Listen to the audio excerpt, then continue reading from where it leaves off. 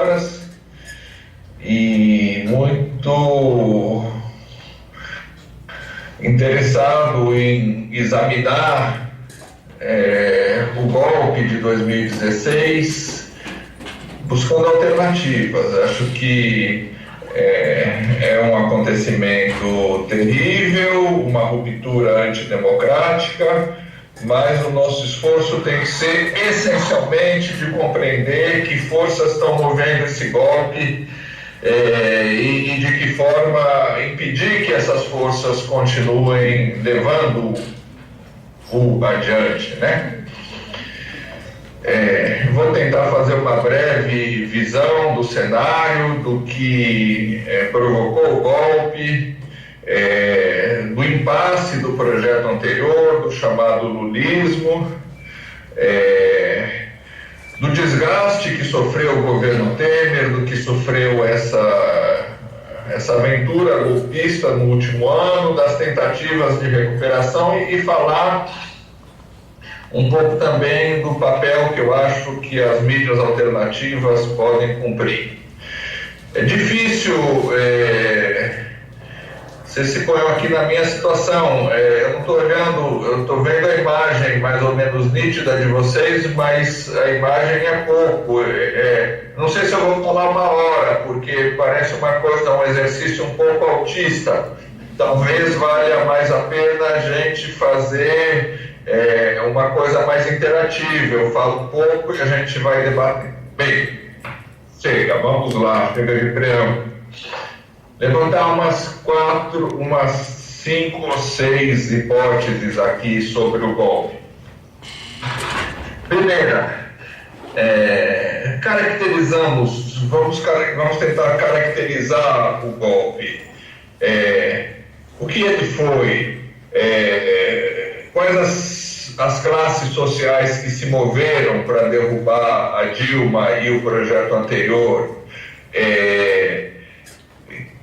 No meu modo de ver, primeira hipótese, o golpe foi uma reação colonial ao tímido avanço contra 500 anos de sociedade dividida entre Casagrande e Senzala. Nós não tínhamos, no período anterior ao golpe, uma grande transformação social. Os grandes bancos lucraram no governo do Lula e no governo da Dilma, tanto quanto antes. Estavam inclusive presentes no Banco Central, na definição da política econômica. Grandes multinacionais ganharam até mais do que antes, porque se abriu um mercado popular. A Nestlé tinha carrinhos com seus produtos circulando nas periferias, inclusive do Nordeste. Todas as empresas, inclusive transnacionais, que vendiam diretamente para o público, ganharam muito.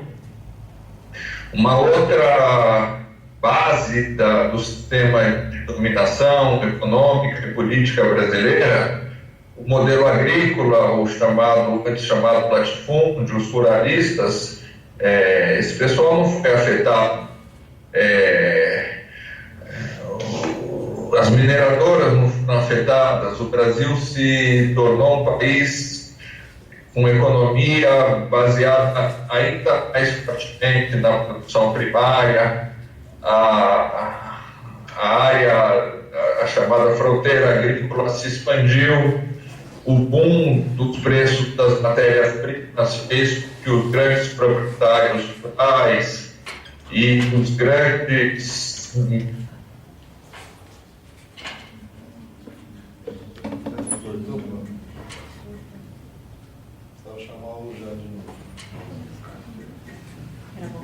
a estrutura das classes sociais. Houve 2 tipos de mudanças importantes. Uma mais material, que talvez não tenha sido a que mais provocou, é muito importante, 40 milhões de pessoas, é um dado sabido, saíram da linha de pobreza, mas houve também alguns programas que tiveram um sentido um pouco mais simbólico. As pessoas não precisavam mais trabalhar com um prato de comida, porque a Bolsa Família dava condições mínimas de subsistência. Na universidade chegaram pela primeira vez muitas famílias, principalmente de pessoas pobres e negras. É muito comum a gente ouvir as pessoas dizerem: eu sou a primeira pessoa da minha família que cursou a universidade. Os pobres passaram a frequentar os aeroportos, a classe média ficou injuriada porque os aeroportos tiveram feição de rodoviária. Essas mudanças sociais, econômicas, mas talvez sobretudo simbólicas, incomodaram o sentimento de país dividido, de país colonizado. A minoria dos brancos, os homens, que sempre dominaram o país e que foram os que mais saíram às ruas, digamos assim.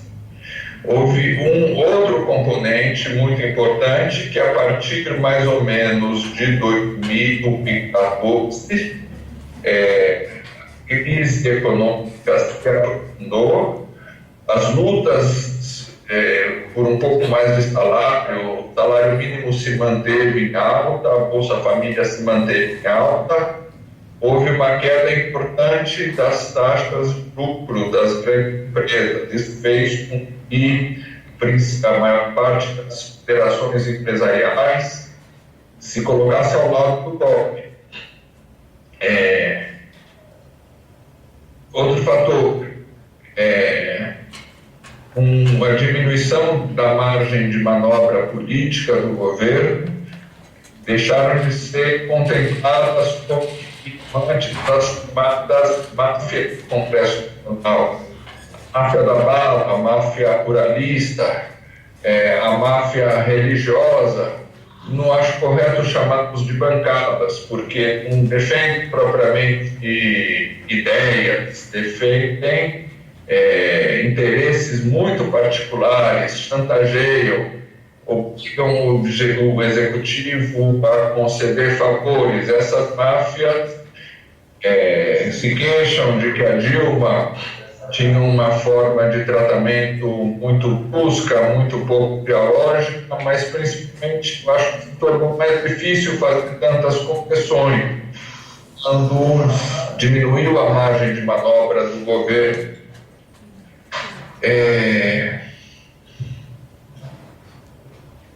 Então se montou uma articulação que reuniu, a meu ver, principalmente o grande poder econômico, incomodado com a redução dos lucros, as máfias parlamentares e a mídia, muito próxima desses setores todos, que pressionaram cada vez mais a presidente da República numa atmosfera de radicalização, de polarização, e desferiram o golpe finalmente em 2016. O mais importante é que esse golpe teve sentido, claro, sentido de não simplesmente tirar o presidente eleita, desfazer o resultado das eleições, mas inaugurar uma grande agenda de retrocesso que domina diversos aspectos da vida nacional.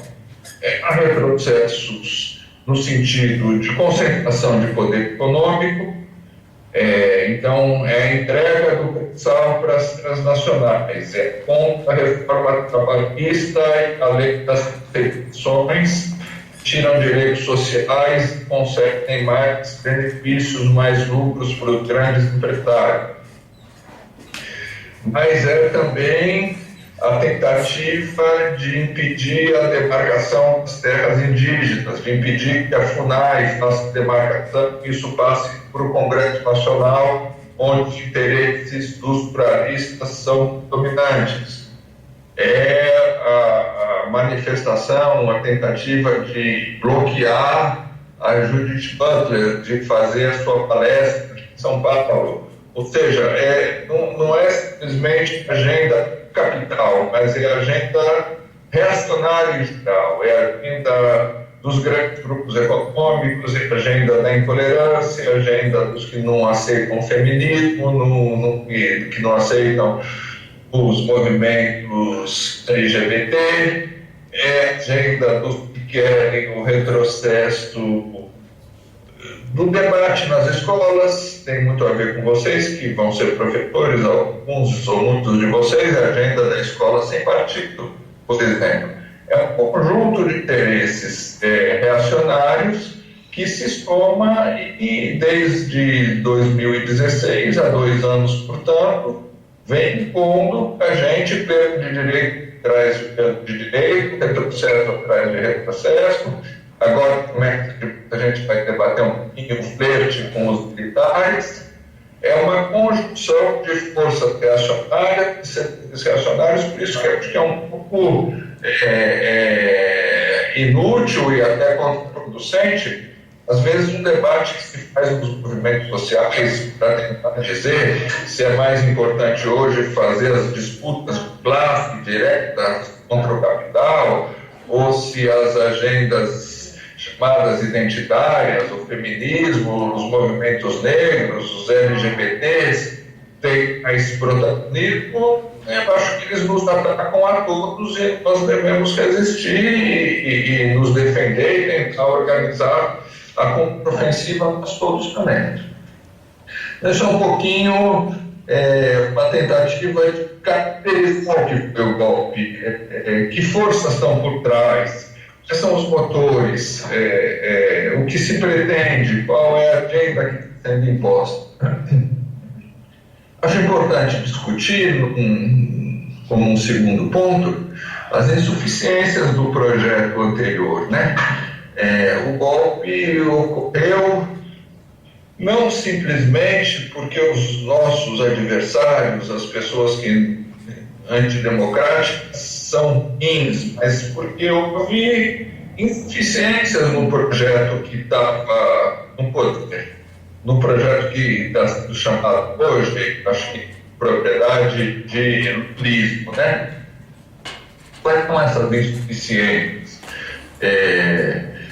O lulismo foi uma tentativa de promover avanços sociais importantes, mudanças sociais que às vezes são pouco avaliadas, porque elas não mudaram estruturalmente a sociedade, mas que tiveram um sentido simbólico muito importante, mas de promover essas mudanças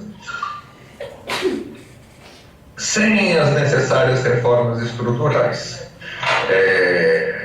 Isso provocou um impasse, porque durante um certo período, de 2002, digamos, até 2010, houve aquela relação do chamado ganha-ganha. Nunca os pobres melhoraram tanto, digamos assim, mas nunca um certo setor das classes dominantes ganhou tanto também, como é o caso do capital financeiro e do agronegócio. Então, houve um aumento da capacidade de consumo, esse aumento da capacidade de consumo gerou mais vendas para as empresas, gerou mais movimento para os bancos, a situação internacional era favorável,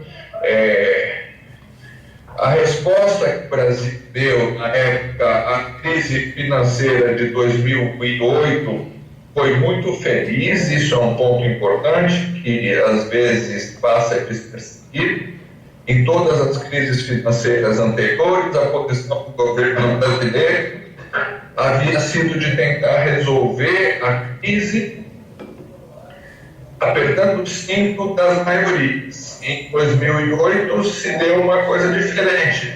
Houve elevação do salário mínimo, houve elevação do valor da Bolsa Família, houve aumento do crédito na Caixa Econômica Federal e no Banco do Brasil, houve exoneração de impostos de alguns setores para que, com compromisso das empresas não demitirem. Então, fazendo esse parênteses, que houve também uma política econômica muito acertada diante da crise. Mas a situação internacional, em geral, até 2012, 2014, mais ou menos, é uma situação em que as matérias-primas brasileiras ainda são consumidas abundantemente, em que aqueles setores exportadores continuam ganhando bastante, que o Estado arrecada bastante, em que o Estado distribui uma parte dessa riqueza por meio dos programas sociais, sem necessidade de afetar os poderosos. A Casa Grande, a senzala melhora de vida, mas a Casa Grande não é afetada. Num determinado momento, mais ou menos por volta de 2012 ou da eleição da Dilma em 2014, a situação aperta. Torna-se impossível contentar a todos.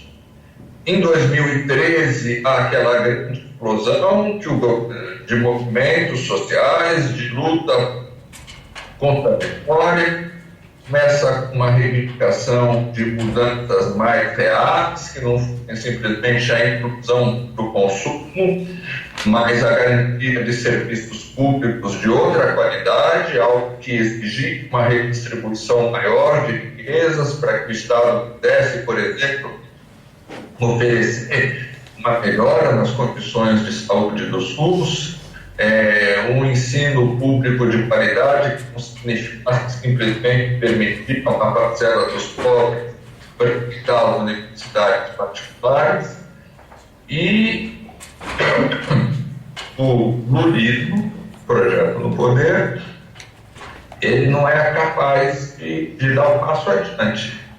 Ele freia. A marca principal disso é o segundo governo da Dilma. A Dilma promete na campanha eleitoral coração valente, mais mudanças, mais transformações.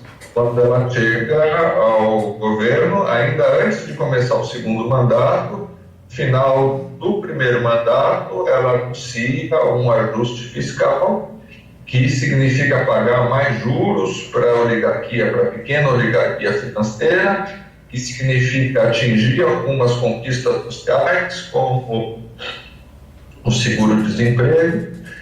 Ela mesma ameaça fazer uma contra-reforma da Previdência e começa a ter uma política econômica que resulta em desemprego e resulta em ataque aos direitos sociais, numa escala muito menor da que Temer faz hoje.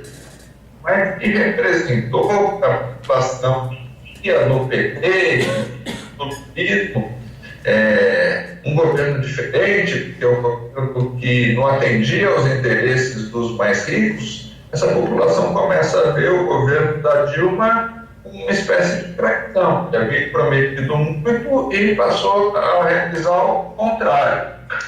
Isso desgasta muito intensamente a base do governo. Meu ver, é um desgaste muito maior do que o que foi provocado por todas as manipulações, inclusive da Operação Lava Jato, pelas acusações de corrupção do governo. Sou também durante o governo do Lula, na história do Mensalão, não foi capaz de abalar a credibilidade do governo, porque é como se a sabedoria, a psicologia popular visse, sim, todos os governos de alguma maneira estão envolvidos com práticas corruptas, mas esse governo não, esse governo faz alguma coisa para o povo. Quando a Dilma começa o segundo mandato, o seu segundo mandato, eu acho que essa relação se quebra. Então, a gente assiste, o Aécio desde o início diz que não reconhece a derrota, começam aquelas mobilizações, num primeiro momento, gigantescas dos governos. Por isso que digo a questão do governo, era a época em que o MBL consegue mobilitar alguém.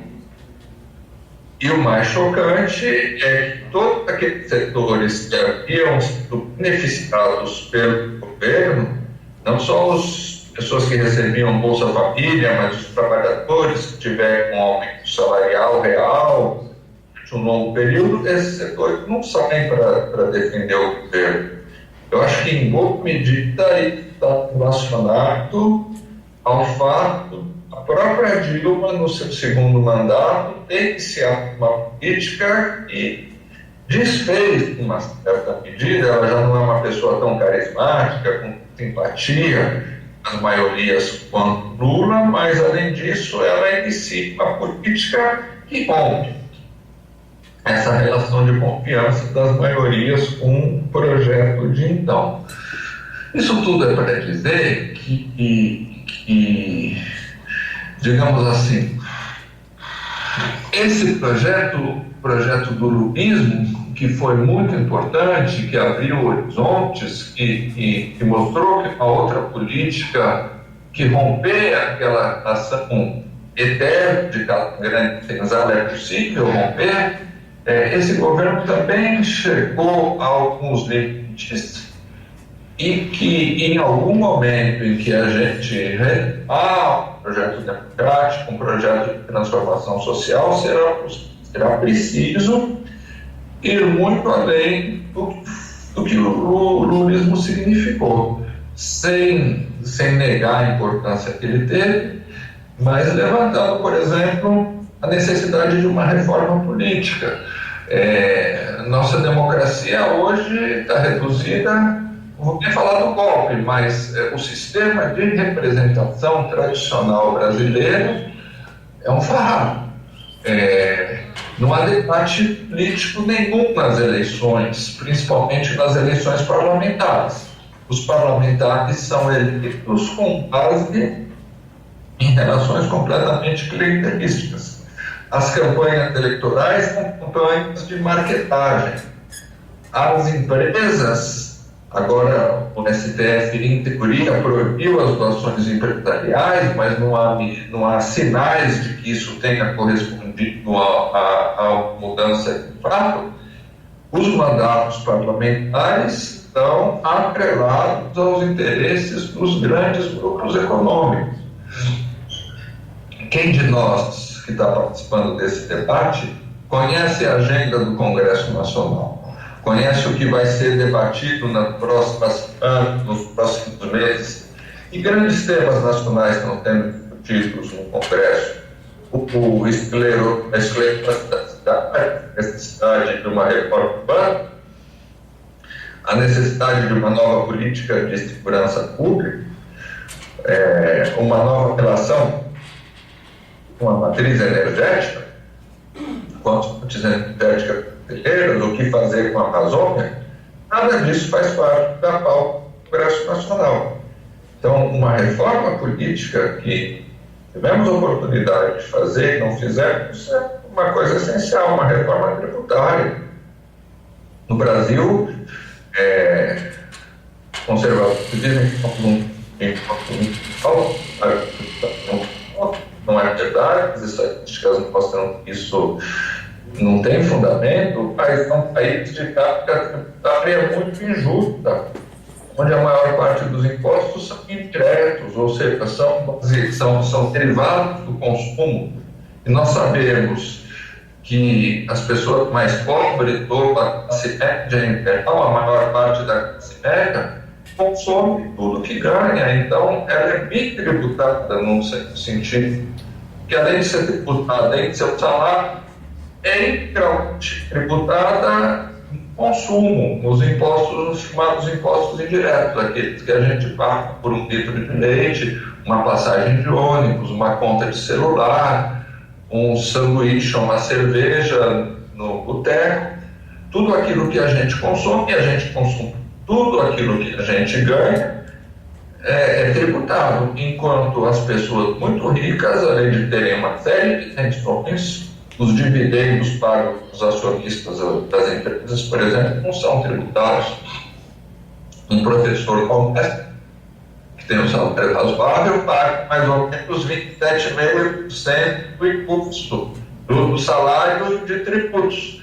Mas um acionista de uma grande empresa que ganhe R$1 milhão por mês paga 2,3% da nota fiscal que dele.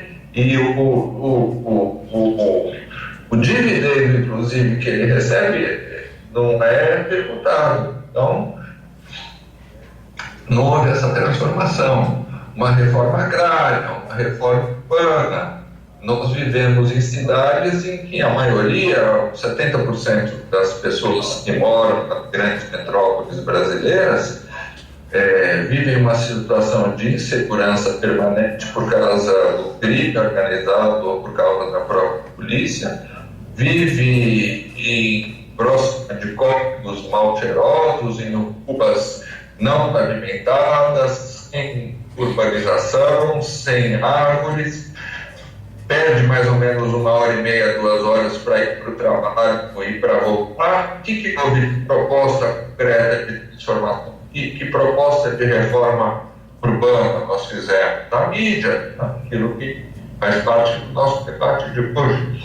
Os grandes meios de comunicação, os mais grandes, é ruim falar, porque eles não são grandes, né? São chifrinhos, mas os meios de comunicação que têm mais acesso à são dominados por um pequeno oligopólio. Em tantos outros países existem sistemas públicos de TV, rádio, ou existem inclusive possibilidades de acesso das organizações sociais, da sociedade civil, aos meios de comunicação, e aqui nós temos um conjunto todo de reformas que tem sentido muito mais profundo que uma pequena redistribuição de riquezas que redundou em aumento de consumo de alguns, que não foi feito no Brasil. E que a gente tem que pautar. É um tema, inclusive, importantíssimo para aqueles de nós que estamos preocupados em ter algum tipo de participação política e que, às vezes, achamos, a meu ver, com razão, que os partidos políticos não oferecem participar concreto para pensar um novo país, oferece espaço para que ocorram eleições. Mas o papel essencial dos partidos políticos devia até discutir projetos de sociedade. Não fazem mais. Mas entre a sociedade civil vão surgindo iniciativas de questionar diferentes aspectos do sistema político, econômico, social que a gente vive. Pode ser de questionar o racismo, pode ser de questionar machismo, pode ser de proteger uma praça, pode ser de discutir a auditoria cidadã da dívida pública, pode ser de lutar pela Amazônia. É muito interessante que, se a gente perguntar quem de nós aqui se considera um agente político, um sujeito político, pessoa interessada pela transformação da sua sociedade, pelo conhecimento e transformação do presente e do futuro, muitos vão levantar a mão, muitos vão se sentir identificados com a pergunta. Mas se a gente perguntar quem está fazendo isso num partido político, provavelmente ninguém vai levantar a mão. Então, essa necessidade que a gente tem de um novo projeto para o país, como nós vamos nos relacionar com as nações indígenas, como nós vamos nos relacionar com os quilombolas. Qual que vai ser a política brasileira para a internet? Existe um conjunto gigantesco de questões que pode alimentar uma nova forma de ativismo político e que não foi realizado nesse período anterior. Então, eu acho importante, acho que um debate sobre o golpe precisa fazer certamente a denúncia da confluência, da conjunção de interesses que se uniram para derivar de nunca e para impor processos, mas não deve tratar esse processo de uma maneira, digamos assim, vitimista. É preciso enxergar também as insuficiências no projeto anterior para que a gente não repita os mesmos erros. E, para mim, em sentido, a insuficiência principal foi a recusa a debater e a mobilizar a sociedade em favor das reformas estruturais. Para mim, essa é uma questão central. Chegando mais próximo, nós estamos em 2018, há quase 3 anos do golpe. Qual que é a situação concreta hoje? A meu ver, nós vivemos num momento que, em geral, e principalmente até o final do ano passado, depois há uma mudança que eu vou falar em seguida, é caracterizado por um desgaste acelerado do golpe e do projeto do golpe. A gente se lembra, em 2016, a narrativa daqueles que tiraram a Dilma era mais ou menos a seguinte: o governo atual é a grande causa da corrupção e a grande, pela sua atitude arbitrária, digamos assim, e pela sua incompetência, é a causa da crise que o país está vivendo. E esses 2 argumentos foram completamente desmentidos pelos próprios fatos. Se a gente... O governo atual, o governo do Temer, é um governo de réus, como diz o jurista Fábio Monteiro Comparado, de uma maneira benevolente. É um governo em que, se você entra na lista da Odebrecht, cada um tem o seu apelido. É o Gato Angoral, o Moreira Franco, o Fodão, que é o Eliseu Padilha. É um banco de pessoas que estão no governo essencialmente para ter o fórum privilegiado. Um deles, o Gedel Vieira Lima, é o cara em cujo apartamento foram encontradas dezenas de milhões de reais. Então, é gente que guarda dezenas de milhões de reais no apartamento. O assessor especial do Temer é o sujeito que sai com uma mala de dinheiro no bairro dos Jardins, aqui em São Paulo. Então, dizer que isso significou uma limpeza étnica, uma mudança nos costumes brasileiros, como muitas vezes os procuradores da Operação Lava Jato fazem, é um discurso esfarrapado, é praticamente uma piada, e a população percebe isso.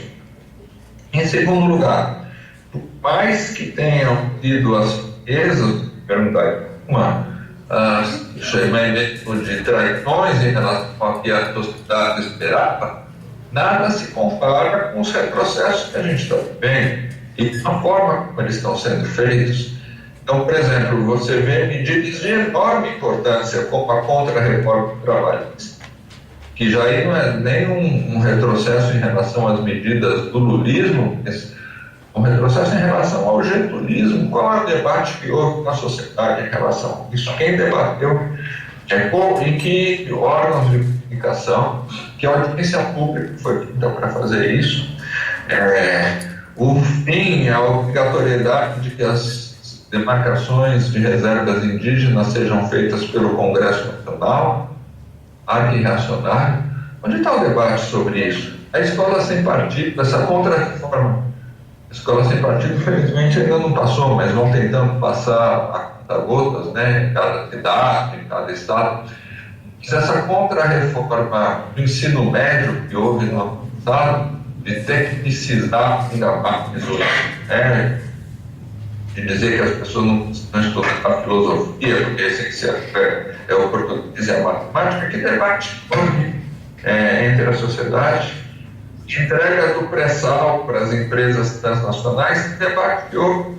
Então, esse é o segundo aspecto, além da corrupção determinado ter se ampliado, há um conjunto de medidas que pioram as condições de vida, não tem a estatística exata agora, mas já surgiram, parece que 10 milhões de pessoas que tinham ultrapassado a linha de pobreza voltaram a ficar em linha de pobreza em pouco tempo.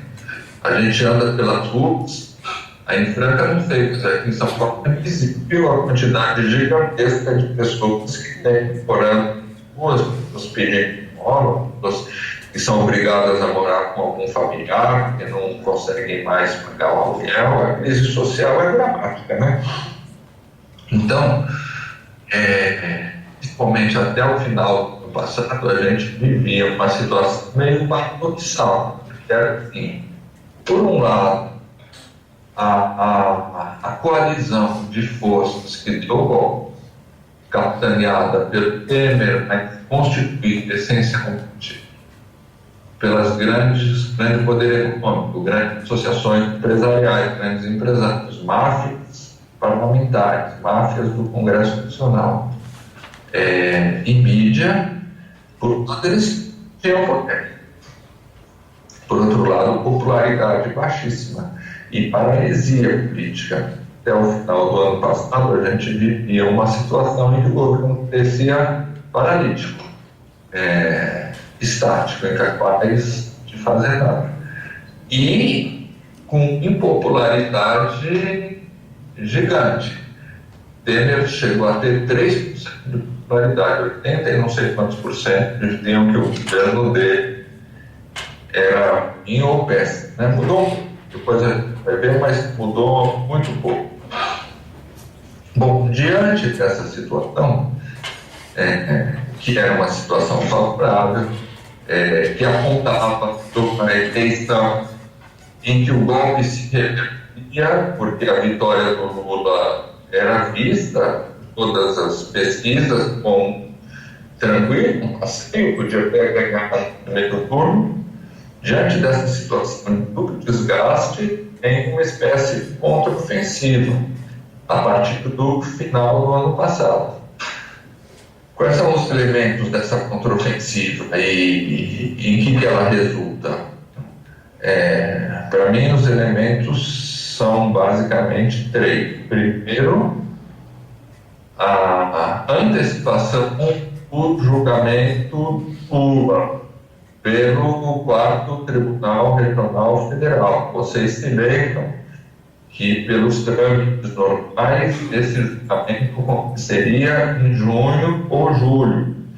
Mas os 3 desembargadores encarregados do julgamento do Lula furtam a fila, passam uma série de processos para trás, marcam para janeiro, 6 meses ou 5 meses do esperado. Isso tem uma influência muito grande no fato político principal desse ano, que são as eleições, e colocam, isso acontece mais ou menos dessa antecipação, essa furada de fila no começo de dezembro.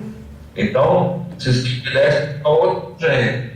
E os movimentos sociais, as forças da esquerda, que começaram a discutir uma medida que daqui a pouco a gente conversa sobre isso, parece cada vez mais urgente, que são referendos regulatórios, ou seja, submeter as principais medidas do governo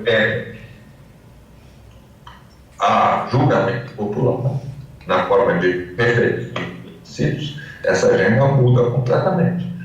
Não sei se não há erros políticos nisso também, mas o movimento principal é o Tribunal Federal, digamos assim, o setor do judiciário que participa ativamente do golpe tem um fato político novo e leva, não sei se corretamente ou incorretamente, a maior parte das forças de esquerda a se envolver numa campanha de defesa do Lula. É uma coisa que marca a conjuntura brasileira dele. Então, um segundo momento o próprio Rodrigo Maia querendo ser candidato, tem algum tipo de pretensão para ser candidato, eles não têm mais alternativa nenhuma. Então, num certo sentido, o que Temer fizer de ruim vai carregá-los também. Essa é uma situação. Então, no final do ano passado se evidencia a crise do golpe, mas por meio dessa radicalização antidemocrática, o Temer adquire uma certa sobrevida. E o terceiro momento, essa escalada reacionária, ultraconservadora, é a condenação do Lula nas condições risíveis, né, que a gente viu, o Lula preso e o Temer solto e o Alckmin solto e os ministros do STF anulando processos contra o Alckmin, anulando processos contra o Aécio, pegaram um agora, mas contra o Temer, a procuradora Raquel Dodge, há poucos dias, a soltura dos assessores do Temer foi grossa no Porto Santos. Então, essa condenação completamente anômala, completamente arbitrária, contra o Lula, que coloca também, marca, né, uma situação de ofensiva das forças conservadoras. Eu acho que é nessa situação que a gente está agora, uma situação com um certo impasse. Vejam vocês, nenhum dos candidatos mais ligados ao poder conservador clássico consegue decolar. Provavelmente porque eles estão muito associado com golpe, né? É o Alckmin, que não consegue passar dos 8%, Joaquim Barbosa avançado do nada, já tem mais intenções de voto do que ele, é o Rodrigo Maia, que está em 1%, é o Temer, que está entre 0% e 2%, é o Henrique Meirelles, que está entre 0% e 2%. Então, eles praticam o golpe num esforço eleitoral, colou a população. Nisso ele se diferencia muito do golpe de 74, que foi o debate, a gente vai até aprofundar isso. Mas esse setor tem capacidade de ação, capacidade de ocupar o cenário político e, a meu ver, aqui talvez seja uma questão polêmica, tem havido muita vocação entre o setor mais à esquerda, né? Havia até o final do ano passado. Desde o final do ano passado, com esses três fatores que eu tentei, a antecipação do julgamento do Lula, a intervenção com o federal militar no Rio e condenação do Lula, você vê que o setor mais conservador cria fatos novos praticamente todos os dias, principalmente quando a intervenção militar está desativa. É muito engraçado, fazendo outro parênteses também. Se a gente lê os jornais 2 semanas para cá, parece que não existe mais essa intervenção. Ela saiu dos jornais, não conseguem mais criar fatos políticos. As estatísticas demonstram que não teve nenhum efeito concreto naquilo que a população, até parte da população, talvez a maior parte até chegou a defender, que é a redução dos índices de violência, não reduziu nenhum dos índices de violência, e o assunto saiu dos jornais. É interessante como funciona essa mídia, né? Ela não tem compromisso nenhum de cobrir os acontecimentos na sua sequência. De vez em quando tem uma ação que é espalhafatosa, pode criar uma adesão à opinião pública, então vira o grande fato nacional. De repente ele é retirado de cena. Então mostra como nós temos mídia, a velha mídia, que perdeu qualquer compromisso com o debate público, que é essencial para a democracia. Mas, independente disso, eu acho que falta muita ação, provocação ao debate por parte das forças que podiam resistir a isso, né, das forças de esquerda. Eu acho que isso é expressão um pouco da crise política que a gente vive, onde as velhas formas de mobilização, de articulação política estão declinantes, partidos políticos principalmente, eles não convocam mais para projetos de país, nem projetos específicos, eles são máquinas eleitorais simplesmente. Máquinas para disputar o controle do aparato estatal, os recursos, os poderes do aparato estatal. Eles não debatem mais projetos, eles não têm mais ambição de debater projeto nenhum. E as novas formas de articulação, de mobilização, pequenos movimentos sociais, coletivos, coisas como o Passe Livre, o MPL, por exemplo, tudo isso não tem força. Os fronteiritas, os novos feminismos, os movimentos indígenas, que são importantes hoje também, são movimentos muito promissores, mas eles não constituíram ainda a capacidade de influenciar o cenário nacional. Que forças secundaristas têm para influenciar o cenário nacional? Eles não têm articulação, eles não têm organização, eles não têm análise constante da política, eles não têm contatos com outros movimentos indígenas, a mesma coisa. Os novos feminismos, os feminismos negros, por exemplo, essa coisa. Então, é o novo que está surgindo. É daí que talvez surjam coisas novas, de articulações mais vagas, mas que não tem a capacidade, nenhuma capacidade de articulação comparável a que tinham os partidos políticos de esquerda, por exemplo. Tem as duas frentes, aí as frentes do Brasil Popular e Povo Brasileiro, mas eu acho que elas são basicamente, com sinceridade, instrumentos de propaganda. Elas não oferecem espaço nenhum para as pessoas se articularem, serem ativistas, terem propostas, formularem novo projeto nacional. Então, eu acho que esse continua sendo um déficit nosso nessa situação. E é um déficit que cria um vácuo. Você veja, do lado do governo tem poder, mas não tem popularidade nenhuma. Ninguém segue PPP. Ninguém quer votar nos candidatos que têm alguma ligação com esse voto. Mas no nosso campo, também. Ninguém propôs coisas. Surgiu a campanha das diretas, rapidamente ela se esvaziou. Meu temor é que daqui a pouco, com a proximidade, agora vamos ter 3 meses de começando em seguida, depois de uma eleição muito rápida, é que a gente perca a oportunidade de fazer disputa política de fato e simplesmente, como é o que aconteceu em 2016, com um resultado muito ruim. Nas eleições, tive aquele movimento contra o golpe e tal, março, abril, maio, em seguida todo mundo, cada partido foi das suas candidaturas, houve uma pulverização geral da esquerda. Bom, a gente propôs aqui, no Outras Palavras, e a gente busca o jornalismo de profundidade, mas de intervenção também. Uma campanha no ano passado que era pelos referendos revogatórios, foi nesse auge da crítica ao governo, da paralisia do governo, né? Então, o que era isso? O que é isso que, de alguma maneira, terá que ser tomado? Assim que houver uma brechinha, que a gente não fique só apanhando, né? Mas era assim.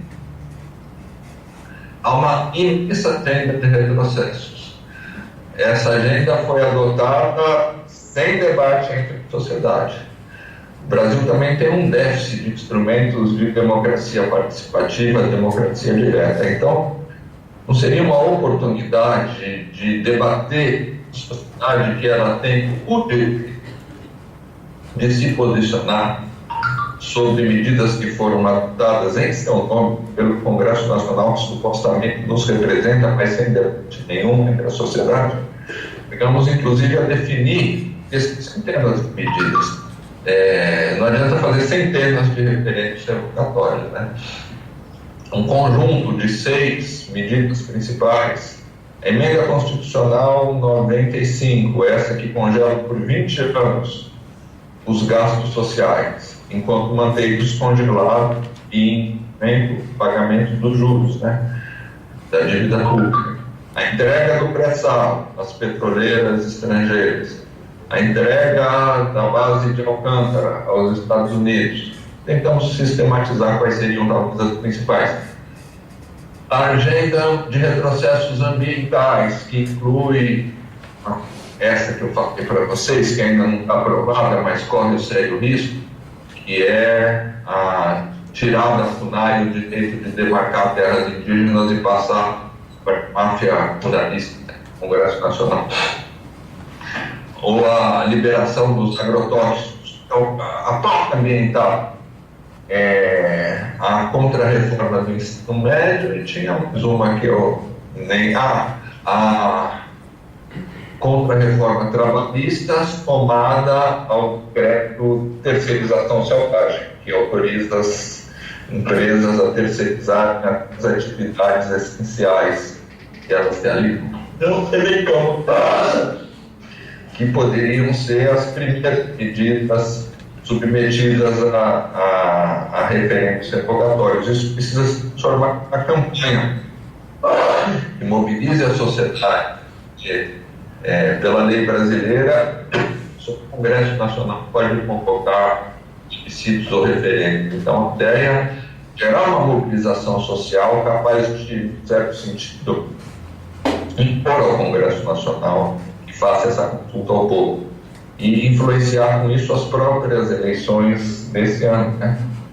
Nós sabemos que ano após ano, eleição após eleição, nós vamos eleger um Congresso Nacional cada vez mais conservador, em grande medida porque a eleição para deputados e senadores não é uma eleição politizada, um debate de temas nacionais. Debate o cabo eleitoral de casa em casa, dizendo que para votar num tal deputado ou num tal senador, e isso vai permitir que ele ganhe um posto na administração regional ou na subprefeitura ou na prefeitura. Essa compra e venda completamente fisiológica e despolitizada dos postos, né? Então seria flexível. Hoje a popularidade do Congresso Nacional então baixa, menos que 5% do que a do Temer. Mas seria possível provocar isso, provocar um movimento de renovação geral do Congresso Nacional, de falar, olha, vamos tirar essas marcas. Nosso Congresso, nosso político está sendo dominado por marcas. Outro nome para chamar essas marcas, tem que sair gente comprometida a reabrir debate sobre os temas nacionais. E a melhor maneira de demonstrar o compromisso com essa reabertura é devolver para o povo o direito de decidir sobre essa agenda de recursos, de poder revogar pelo seu voto a agenda de recursos. Bom, é nossa situação que nós estamos. Não sei se vocês viram a última pesquisa da Datafolha, essa situação de certo impasse está fazendo surgir algumas figuras que, a meu ver, aparecem por falta de alternativa, sabe? É o caso do Joaquim Barbosa, que aparece na primeira pesquisa com 10% das intenções de voto. Ninguém sabe o que ele propõe. As pessoas sabem que ele é negro e que foi o principal presidente do STF durante o julgamento do mensalão. Nesse período ele teve fartíssima e super favorável à exposição da mídia. Mas quais as ideias dele? Como é que surge um candidato assim com 10%? A própria Marina, né? Marina está herdando uma boa parte dos votos que o Lula começou a perder. Lula, fenômeno, né? 37% de ponto de pesquisa, ainda mantém 31%, mesmo preso. Mas não vai poder concorrer nas eleições. Tanto que se puderam prendê-lo, se tiveram força para prendê-lo, mais força ainda terão para impedir a candidatura dele, né? A meu ver, falta do campo mais nosso, do campo mais popular. Não sei se simplesmente um nome, mas alguém que plasme essa ideia, ser o anti-Temer, sabe? De propor a revogação dessas medidas todas. O Ciro Gomes às vezes ensaia, às vezes desensaia, atira para um lado, atira para o outro. Não chegou ainda alguém que se coloque claramente a favor de um novo projeto de país. E essas eleições vão ser muito importantes, porque o objetivo de quem deu o golpe, assim como aconteceu no Paraguai, assim, aconteceu em Honduras, que foram países que tiveram golpes semelhantes antes do Brasil, o objetivo dessa turma é consolidar o poder nas eleições, né? Tanto que eles estão fazendo tudo. Bolsonaro não é propriamente o candidato deles, mas acho que uma parte deles vai de Bolsonaro se for para derrotar um projeto de transformações. Mas o nosso papel, eu acho que seria defender muito claramente essa ideia de transformações, de reversão do golpe, dos referentes obrigatórios. A gente viveu, sabe bem, né? Em 2 anos, uma destituinte. A maior parte dos direitos que foi conquistado por muita luta da Constituição Constituinte de 86 e da Constituição de 88 está sendo varrido do mar. E alguns até anteriores, que a gente estava falando, a CLT, da década de 40, está sendo varrida do norte. Então, acho que o objetivo principal das eleições, nós que somos contra o golpe, desse debate, não é eleger um ou outro candidato, mas é barrar o golpe, é colocar um grão de areia no golpe. É impedir que esses setores que têm muito poder, né, em popularidade, renovem o seu poder por meio das eleições. Esse deveria ser o nosso objetivo básico, né? Para terminar, nesse papel nesse cenário, que papel joga a mídia, né? A mídia conservadora, a gente acompanha todos os dias, com vocês há pouco. Ela perdeu totalmente o compromisso com a democracia e com a formação da opinião pública, da sequência ao entendimento da realidade brasileira, né? Ela virou uma máquina de propaganda. Vejam esse exemplo da intervenção federal militar no Rio. Quando interessa fazer uma propaganda com uma ocupação, a mídia se mobiliza. Quando interessa esconder, há 2 semanas não falar nada sobre o fato do Rio viver uma ocupação, uma intervenção federal militar, que debate eles fizeram sobre a entrega dos petroleiros estrangeiros? Que debate eles fizeram sobre a emenda constitucional 95, congela por 20 anos o gasto social e tem o pagamento dos juros? Que debate eles fizeram sobre a contra-reforma trabalhista? Eles perderam completamente o caráter de serviço para a democracia, né? De um serviço para a construção do espaço público, instrumentos para a construção do espaço público. Acho que, infelizmente, a gente meio alternativos, ainda não conseguiu para esse espaço. Há uma denúncia do golpe, uma denúncia dos retrocessos, da gente dos retrocessos. Mas jornalismo, imprensa em geral, é algo que exige trabalho, tempo, pessoas, recursos para apurar, recursos para escrever, recursos para continuar apurando. Esses novos meios alternativos, dos quais Outras Palavras faz parte, eles trabalham com muito pouco recurso, do orçamento muito calmo, baixo. Às vezes a tentação de ativismo é partir para o panfleto, para simplesmente a denúncia.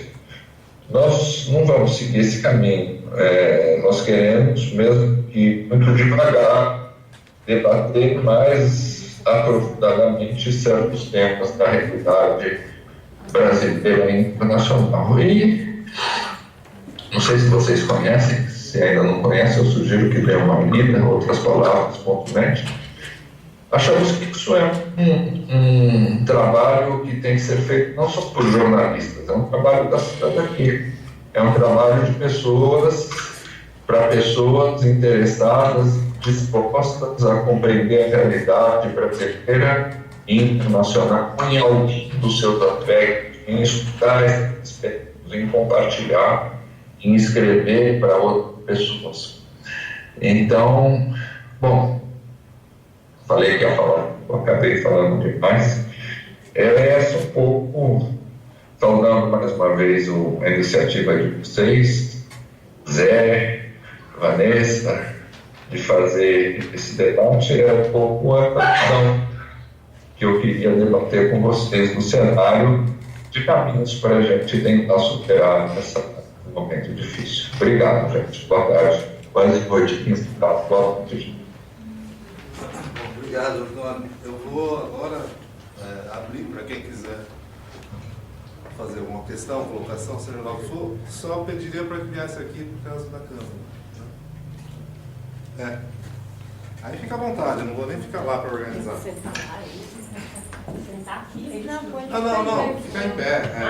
Eu falei ficar do lado da cadeira. Porque também não estica, né? É Antônio que... Você olha aqui, ó. Olha no quadradinho, olha se aparecer.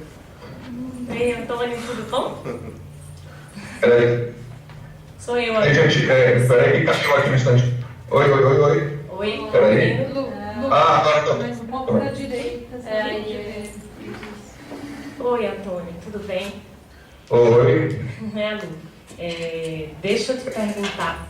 Na realidade foram algumas perguntas, mas eu acho que tudo se resume em uma. Não sei.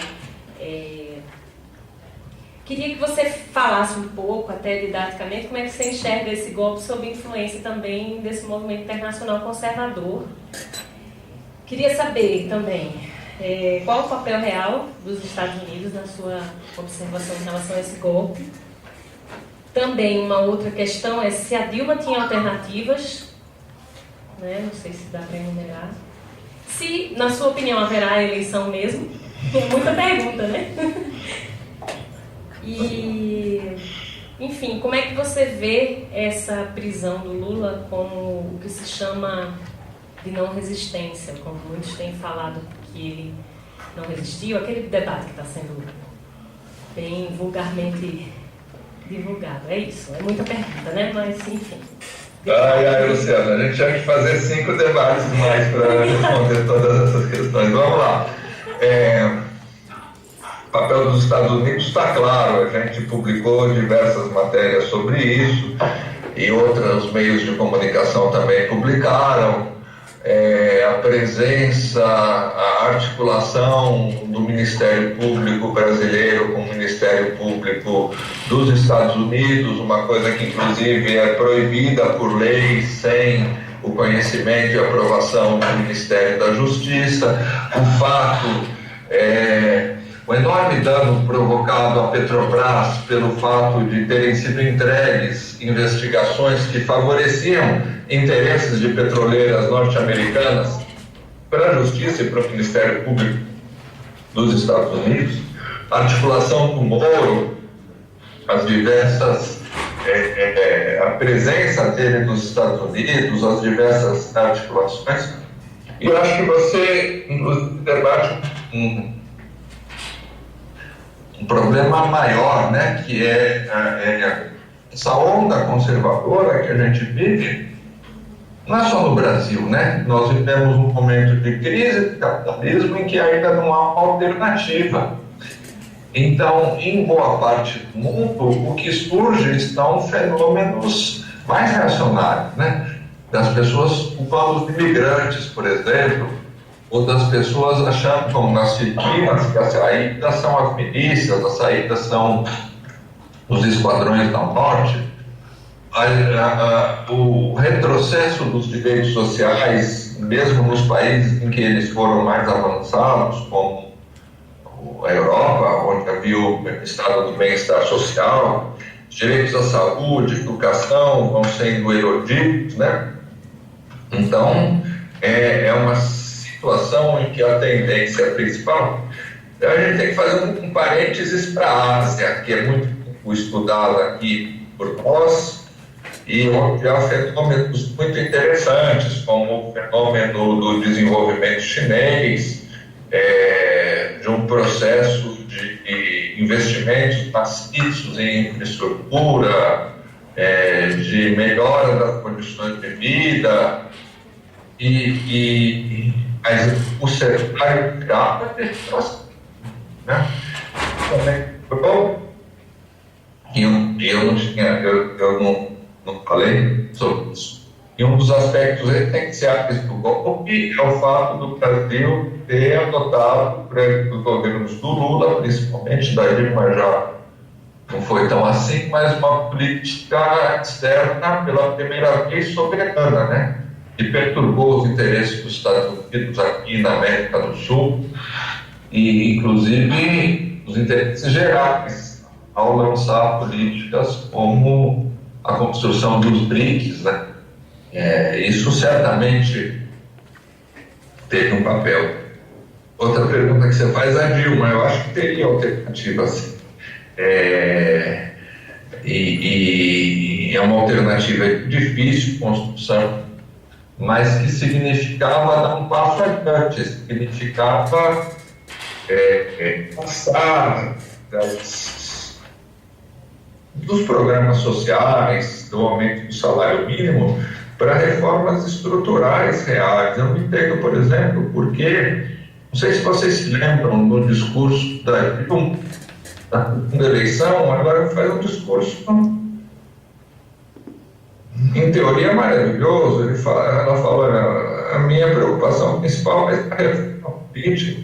Ela havia anunciado em 2013, quando houve as grandes manifestações, isso foi completamente esquecido.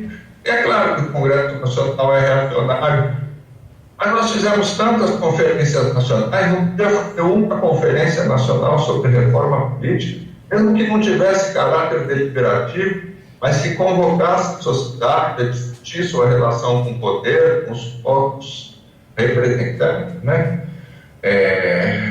Então, eu acho que havia espaço para tentar uma alternativa de radicalização no sentido de ir à raiz, né? De fazer com que aquele movimento, de questionar os 500 anos de colonialidade, começasse a enfrentar de fato o poder das elites. Seria fácil? Evidentemente não, mas pior foi ter sido cair sem ter tentado. Eu acho isso não é nenhuma medida para defender os golpistas e nem para não ver que Dilma foi de fato, talvez a política honesta da República foi de fato vítima de uma armação por parte de pessoas que guardam dezenas de milhões de reais nos seus apartamentos, né? Mas eu acho que a gente tem que examinar também os déficits nossos que abriram caminho para essa tragédia que a gente está. Vai ser feito. Eu respondi só duas das suas perguntas. Que era. Eram mais duas, né? É. Não, mas tudo bem. Que eu acho que ele tirou. Ah, não.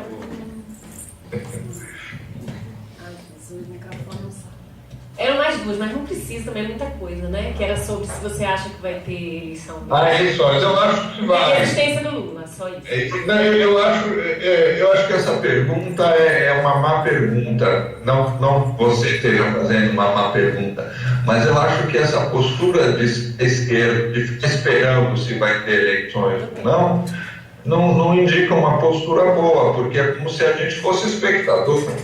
E a gente é parte desse processo. As eleições são essenciais para nós, para interromper essa marcha do golpe. Então não nos cabe perguntar se vai haver ou não, nos cabe dar para que haja. E nós temos alguns pontos a nosso favor.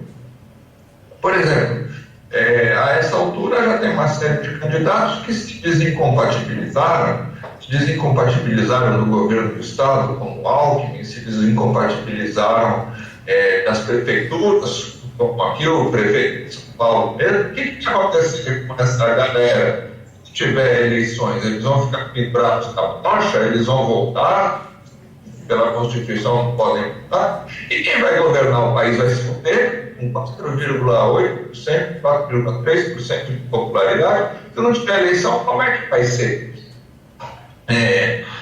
Então, é claro, como eu estava falando, que uma certa tentativa de assanhar os militares, que hoje não tem um projeto no país, inclusive diferente de 1964, mas podem ser tentados estar fazendo uma aventura, como em outros países, né? Como houve a ditadura argentina. Ao contrário da ditadura brasileira, não tinha nenhum projeto nacional, era um projeto de destruição nacional. Então, isso pode acontecer, mas é difícil para não ter eleições. E é horrível para a gente se não houver. Acho que não cabe a nós perguntar se vai haver ou não. Cabe perguntar para quem dá para ver. A melhor forma de fazer isso, no meu ver, é propor a revocação, propor a candidatura, mobilizar a sociedade, mostrar que é preciso derrotar esse processo que afeta a vida das pessoas. Não são temas da democracia formal, são as empresas que estão demitindo as escolas particulares, que estão demitindo os professores contratados pelo TRT para tratar os professores tem direito, como pergunta, né? Mas como as pessoas mais pobres estão sofrendo isso na casa, as pessoas estão desempregadas, então falta isso, sabe? Não especular sobre se vai haver isso ou não, mas defender que haja eleições para a reversão de todo o processo.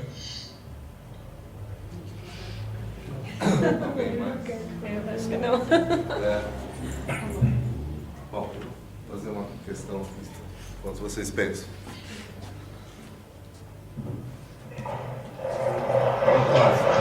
Deixa eu ver se eu me enquadro ali.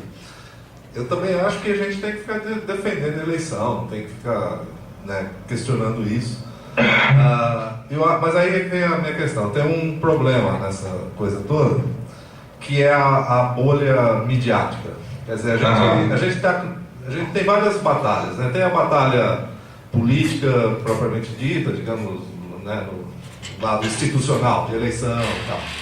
Temos a batalha de rua, movimentações, né? E temos a batalha, digamos, de ideias, assim, que hoje em dia eu acho que ela se trava entre uma parte, né? Da internet, porque e a mídia tradicional, digamos, né? Televisão, jornal. Só que lá na internet você tem também o lado golpista lá se mobilizando muito fortemente.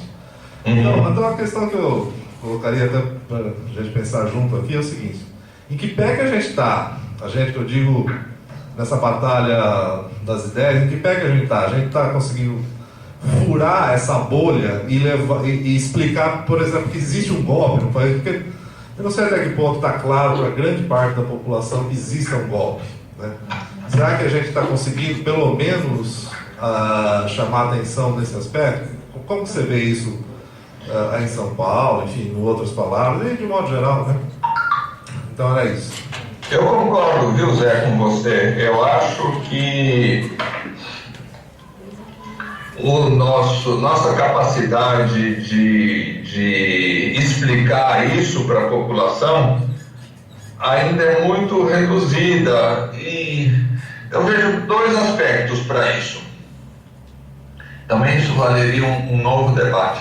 Eu acho que desde o mensalão a chamada esquerda não tem uma narrativa convincente para explicar os fatos principais do Brasil. A narrativa da direita é muito pobre, mas é de fácil compreensão. É assim: teve uma galera que que se apropriou do Estado, fez uma lambança danada, nós tiramos esse pessoal, mas agora nós vamos ter que viver muito sacrifício para consertar o país.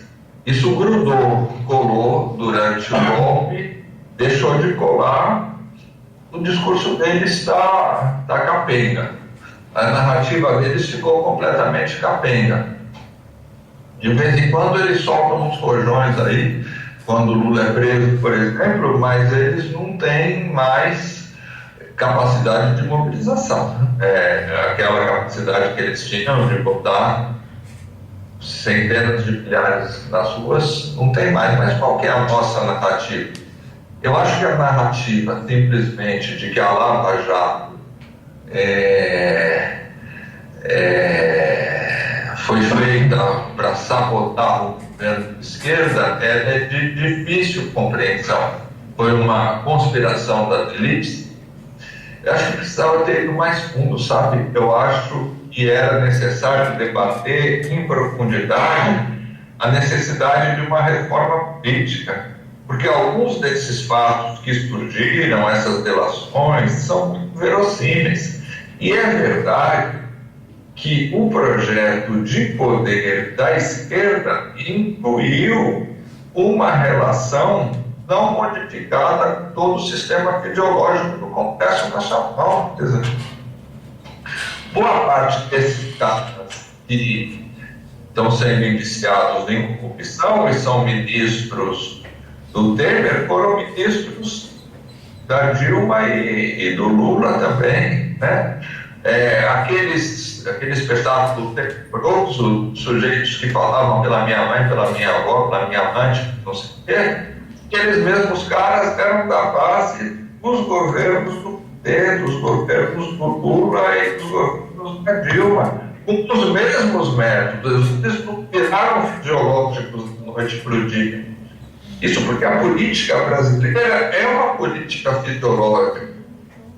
Então, eu acho que quando eu digo esse processo, a atitude mais correta da esquerda não é uma atitude simplesmente defensiva. É claro, tem que se defender das arbitrariedades, mas era um momento de autocrítica, era um momento de falar, olha, realmente, eu vejo uma narrativa assim, eu acho que é perfeitamente possível explicar para um sujeito que está tomando um cafezinho ou uma cerveja no bar, olha, eleição aqui no Brasil é corrupção. Vamos mudar esse sistema. Ninguém que se elege no Brasil se elege porque tem um discurso, se elege uma máquina que recebe dinheiro das empresas, que promete para as empresas depois benefícios. Esse é o sistema político brasileiro. Não é possível, não foi possível ganhar as eleições de outra forma. Não é arrecadando dinheiro, vendendo camiseta, vendendo chaveirinho, e você vai fazer um programa de televisão que custa, a Dilma e o Aécio, então custou 500 milhões de reais, gente. Então, é um sistema intrinsecamente corrupto. Um possível discurso é, vamos mudar esse sistema. O problema não é pegar os bodes expiatórios, e se for pegar, vai sobrar um, se for pegar de fato, basta ver. Tem que ter presidentes parlamentares envolvidos nas listas da Odebrecht, cada um com seu queridinho de todos os partidos. Então, esse discurso da reforma política não soltou. Esse acho que é um dos elementos. Outro elemento é que eu acho que a gente ainda não encarou certamente a agenda das reformas estruturais. Então, a população fica meio perplexa, porque ela ouve o Sardenberg lá besteira na televisão, que tudo isso que está acontecendo com o Brasil, de recessão, de desemprego, é o preço a pagar pela lambança que foi feita antes. É uma besteira sem tamanho. Mas que discurso que a gente faz contra isso? Que projeto que a gente apresenta? Fala, não. O problema não foi que teve benefícios sociais demais, foi que teve lucro para todos, o Estado lucrou demais, essa coisa absurda. O gasto social brasileiro é muito menor que em países do terceiro mundo, do sul do mundo, como o Brasil. O problema é que rico aqui não paga imposto. E nós temos que fazer uma reforma tributária para aliviar a maioria que hoje sustenta o Estado para muito de quem não paga, que tem condições de pagar, porque, ao contrário, nós somos um país de maior concentração fundiária comum. E o que poderia ser um benefício para a gente, que é a nossa vantagens para um país enorme território, poderia financiar o nosso desenvolvimento tecnológico aproveitado por meia dúzia. Você vai aqui no estado de São Paulo, vocês fazem esse trajeto, né? O deserto verde pega Guera de Franca para São Paulo, não tem uma casa, tem uma pessoa vivendo, é tudo enormes latifúndios para produzir coisas para exportação. Valor agregado baixíssimo, mas para enriquecer uma meia dúzia de bilionários, milionários. Então, tem que ser debatido com a sociedade a segurança pública.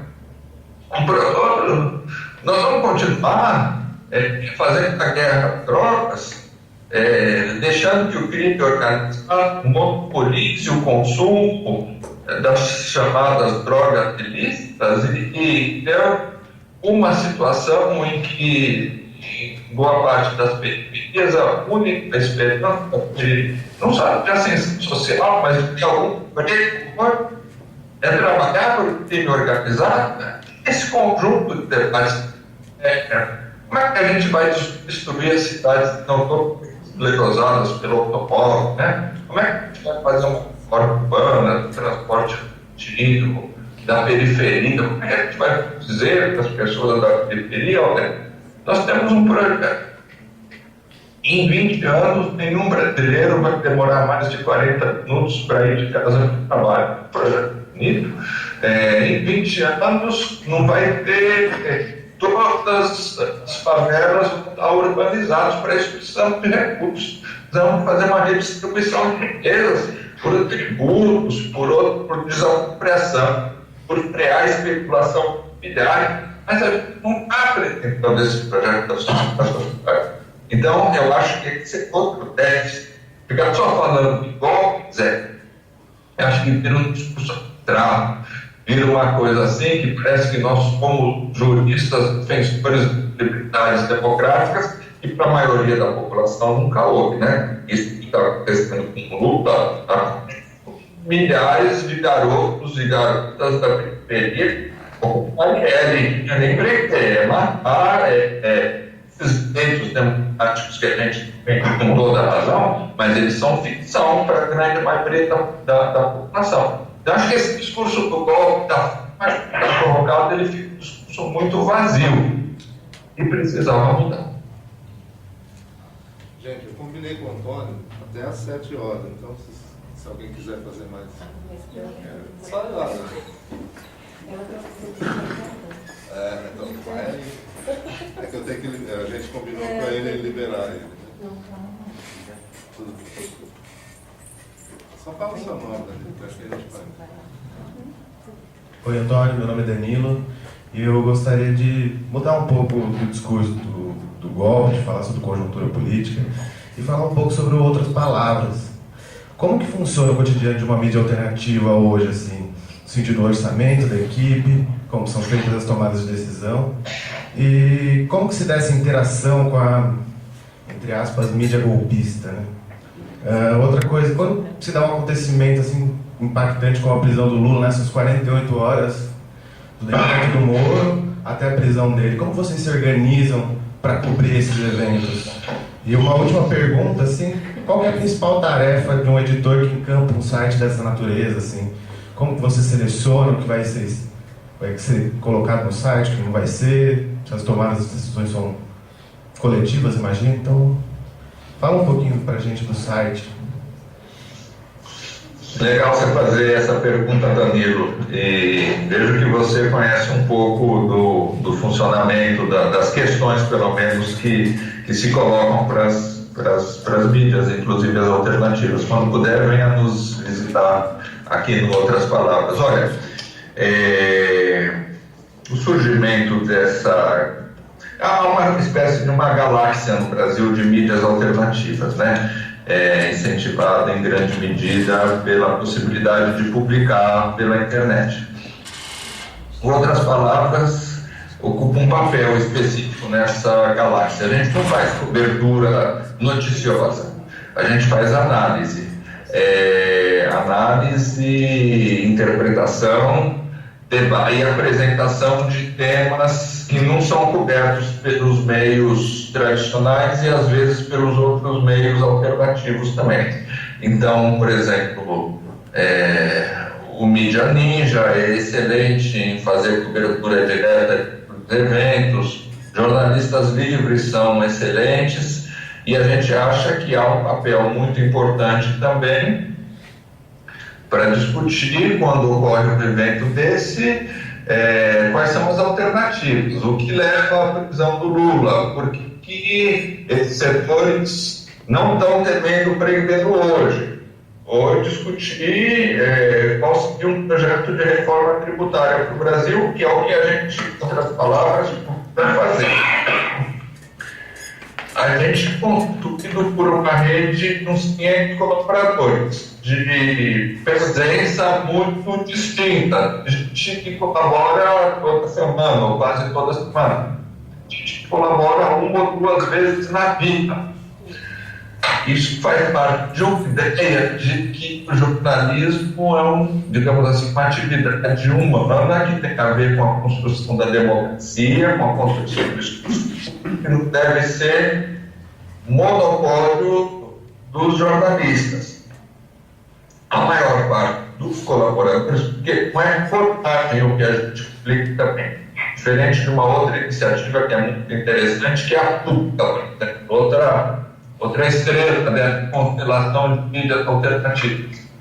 Mas a gente publica ensaios feitos, em geral, por pessoas que a gente brinca assim, é brincadeira, então a vida ganha, a história da brincadeira não são pessoas que dependem do jornalismo, da publicação do nosso site para sobreviver. Elas vivem a partir de outras fontes de recursos. Então, elas não são remuneradas, elas participam, com outras palavras, num certo sentido, para dialogar com os nossos leitores e com todos os colaboradores. Porém, tem uma equipe de 5 pessoas que trabalham literalmente no site, que edita os textos, busca textos, sugere textos, sugere hipóteses, discute o texto com autores, interfere principalmente nos títulos, nas imagens dos textos, para oferecer, digamos assim, um produto coerente. O jornalismo é um produto cultural, né? Produto comunicacional, cultural, portanto, precisa ter coerência. Não é qualquer texto, que não tem uma capacidade infinita de leitura, o processo de curadoria, de seleção desse material e de trabalho desse material. Então, essa equipe edita, essa equipe ilustra, essa equipe produz vídeos, essa equipe sustenta também o jornal. Como é que a nossa sustentação, no caso de outras palavras, outros meios alternativos são diferentes, mas mais de 80% dos recursos vêm dos nossos leitores.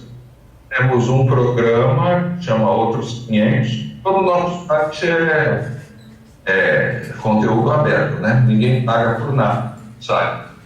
Mas os leitores são convidados a contribuir voluntariamente. Isso não dá acesso a nada de conteúdo editorial a mais, mas contribui com pessoas que estão trabalhando para eles, digamos assim. Isso nos garante 80% da sustentação, do orçamento, né? Com tudo, todas as despesas da equipe, com espaço da internet, tem diárias, a gente gasta R$25 mil por mês, e 80% disso é garantido pelos tutores da gente. Um dos integrantes da equipe é o André Takahaki, inclusive a função principal dele é manejar essa relação com esses leitores. A gente oferece contrapartidas para esse pessoal. Isso é um programa bonito, né, meio inovador, que a gente oferece o nosso espaço publicitário não para grandes anunciantes, mas para produtores da economia solidária e da economia da cultura, né? Então, livrarias, cursos, restaurantes, bares, cinemas, distribuidores de filme, editoras, que anunciam, em outras palavras, a gente não nada em dinheiro, mas a gente pede que eles tenham contrapartidas em ingressos para cinema, teatro, cursos, livros, outros produtos, desconto na loja do MST, por exemplo. Então a gente é capaz de oferecer contrapartidas que já não são tão simbólicas, são materiais mesmo essas pessoas que sustentam. Assim, poderia falar muito mais a respeito, mas quem sabe agora a gente vai em debate para aí. E venha aqui nos visitar no Bexiga de São Paulo. Vocês todos, se quiserem colaborar, Luciana, a gente colabora aqui com outras palavras. Vocês são um público de colaborador típico, né? Pessoas que estudam determinados aspectos da vida brasileira ou internacional e têm disposição de escrever a respeito. A última questão, ou posso fazer mais? Faz a questão que ela queria mesmo. Ela está com vergonha. Antônio, a gente vai fazer só mais uma questão aqui, que já está quase 7 horas, né? Tá bom. Aí depois a gente encerra. Boa noite, Antônio. Sou o Denis. Você, há pouco tempo a gente chamou a atenção sobre a narrativa que a esquerda está produzindo, tem produzido sobre o golpe, como é importante mudar isso e tal. Eu queria lembrar o dia do discurso, né, do dia da prisão do Lula, e o discurso como foi montado, primeiro com o ato que foi depois considerado ecumênico e tal, e segundo que ele ficou muito tempo, eu assisti inteiro, né, assim, pela TVT, uma outra mídia alternativa aí, de algum modo e tal, mas eu me lembro dele ter ficado o tempo inteiro com 2 novas lideranças, como o Boulos e a Manuela Dávila, apoiados ali, que são de outros partidos que estavam dando apoio e tal, mas a princípio deu muita impressão de que eu estou dando uma certa legitimidade, assim, eu posso passar o bastão, né? E eu queria saber de você, assim, como morador de São Paulo e tal, o que acontece com a figura do Fernando Haddad nessa história, assim, de, por exemplo, poder até mudar esse discurso, né, que está muito polarizado, assim, de tentar trazer novas coisas como a reforma política e outras coisas que eu já vi o Haddad falando muitas vezes, né? O que o partido até faz com ele? Será que isso não é uma ideia muito de ser a centralidade da esquerda, do pensamento de esquerda, que ainda meio que povoa, assim, o ideário do PT, assim, é mais ou menos isso. Denis, eu acho que você chama atenção para esse vazio, né? Gosto muito do Boulos, da Manuela, acho que são pessoas muito valorosas, mas eu acho que pelo perfil político partidário deles, a Manuela não sei direito, mas talvez seja uma surpresa, mas eu não os vejo ocupando o espaço que o Lula ocupa, de disputar 37% do eleitorado, como ele tinha esse percentual de intenção de voto, né? Falta não é simplesmente um candidato, falta um processo político. O PT poderia exercer um papel sobre isso, mas eu acho que principalmente comunicar uma alternativa para o país, comunicar uma alternativa não só para a esquerda, como eu acho que o Boulos faz, e a Manuela tem que ir um pouquinho mais adiante, ela dialoga mais com o país, mas pouco ainda, né? Então falta. Será que o Ciro vai cumprir esse papel? Às vezes parece que sim, às vezes parece que ele vacila. Não está claro ainda. Dos candidatos do PT, aí não é uma opinião do Outras Palavras, né? Estou especulando aqui. Eu não sei se o Haddad pode cumprir esse papel, viu? Eu acho que pela própria figura dele, de ser paulista demais, branco demais, classe média demais, eu não sei se ele tem como cumprir esse papel. Mas falta. E eu acho que não é nem simplesmente só um nome. Falta alguém que plasme essa ideia do anti-Temer, digamos assim, de quem vai se dispor com todo o esforço necessário, com toda a habilidade necessária também, a reverter esse processo todo que houve, né? Achei muito bonito o gesto do Lula com o Boulos e com a Manuela, mas eu acho que tem um vácuo ainda, tem uma pecinha ou várias pecinhas faltando para encaixar nesse quebra-cabeça da gente enfrentar o golpe. Eu vou aproveitar e responder a Luciana, lembrei agora, eu acho que não tinha, Luciana, como resistir com 5 mil pessoas diante de uma ordem da justiça. É complicado isso, porque esse processo é engraçado, né? Isso precisa ser analisado melhor, psicanaliticamente, sei lá. O Lula tem uma enorme empatia, ele toma porrada de todo mundo e tem 37% das intenções de voto, ele tem uma relação de liderados, que é uma coisa completamente extraordinária. Não conheço outro caso no Brasil, talvez nem no mundo, de alguém com essa capacidade. Mas ele nunca foi, exceto na época dos metalúrgicos da UDT, mas há muito tempo ele não é mais uma liderança mobilizadora, né? É engraçado isso. Os governos do PT não foram governos de mobilização popular, diferente do que ocorreu na Bolívia, na Venezuela, na própria Argentina. Aqui